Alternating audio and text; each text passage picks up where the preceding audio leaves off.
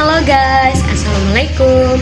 Nama saya Nur Awalia Sana dengan nomor NIM 3421051.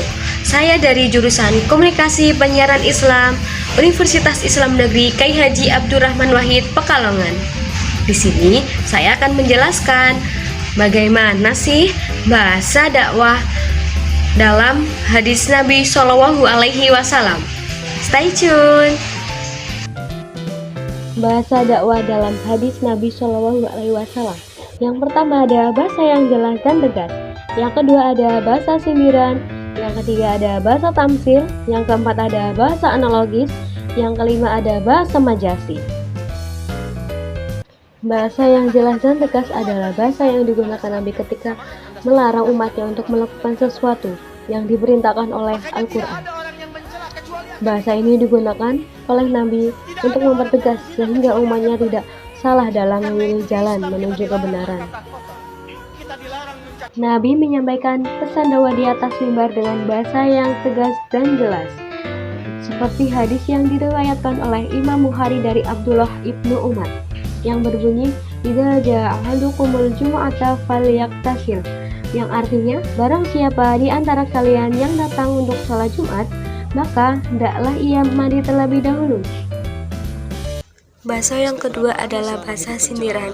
Bahasa sindiran sering digunakan Nabi ketika ada seorang umatnya melakukan kesalahan. Tetapi Nabi tidak melakukannya secara perorangan, akan tetapi Nabi menjelaskannya secara bersama-sama ketika berkumpul dalam sesuatu dan menyampaikan sesuatu tersebut. Baru Nabi menyampaikan sindiran-sindiran tersebut. Seperti yang dijelaskan dalam hadis riwayat sepakat Imam Al-Bukhari dan Imam Muslim dari Abdullah ibnu Amr bin As yang berbunyi, "Wailul lil aqabi minan nar." Neraka wailah, celaka besar bagi orang yang berwudu tapi tidak membasuh tumitnya. Hadis ini dikeluarkan ketika Nabi menyindir salah satu umatnya yang berwudu tapi tidak membasahi tumitnya. Ternyata ukuran kebahagiaan itu tidak terletak kepada harta benda.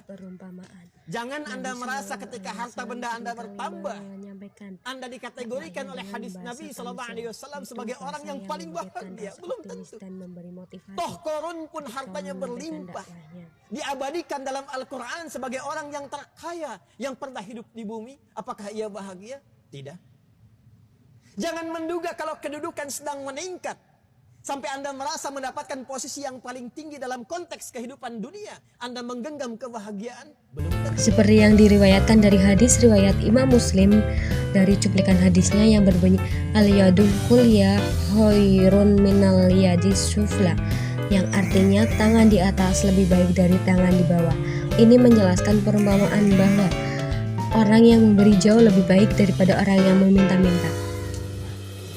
Yang keempat ada bahasa analogis, yaitu bahasa yang sering digunakan Nabi untuk menyelesaikan permasalahan umat-umatnya dengan melalui penghiasan-penghiasan atas persamaan yang ada. Seperti hadis yang diriwayatkan oleh Ahmad bin Hambal dari Anas ibnu Malik dan Abu Barzah yang berbunyi, "Al-a'imatu min Quraisyin," pemimpin itu dari Quraisy. Nabi menganalogiskan pemimpin dari etnis Quraisy karena etnis Quraisy pada waktu itu memenangkan perang, sehingga dianalogiskan dalam hadisnya. Kita harus berubah. Kalau kita nggak berubah jadi baik, maka waktu kita terbatas. Satu saat kita akan pulang menghadap Allah.